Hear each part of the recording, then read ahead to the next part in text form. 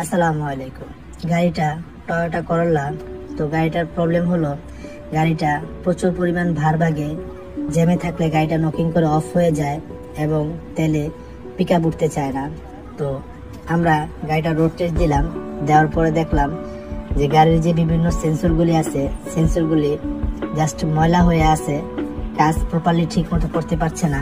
তার জন্য VVTI sensor, butterfly, air flow, crank sensor, cam sensor, আরো বিভিন্ন যে সেন্সরগুলি আছে সবগুলি সুন্দর মতো খুলে, যেগুলি বাহির থেকে চেক করা যায় সেগুলি বাহির থেকে চেক করে সুন্দরভাবে ওয়াশ করে লাগিয়ে দিলাম।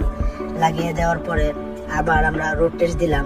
রোড টেস্ট দিয়ে দেখলাম মোটামুটি হালকা হয়ে গেছে, তারপরও একটু জ্যাম আসছে। তার জন্য স্টার প্লাগগুলি খুললাম, খুলে এক সেট নতুন স্টার প্লাগ লাগিয়ে দিলাম। লাগিয়ে দেওয়ার পরে দেখলাম আলহামদুলিল্লাহ গাড়িটা 100 হয়ে গিয়েছে।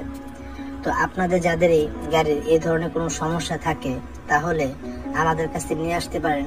ইনশাল্লাহ চেষ্টা করব যেন আপনার গাড়িটা প্রপারলি ঠিক করে দেওয়া যায়।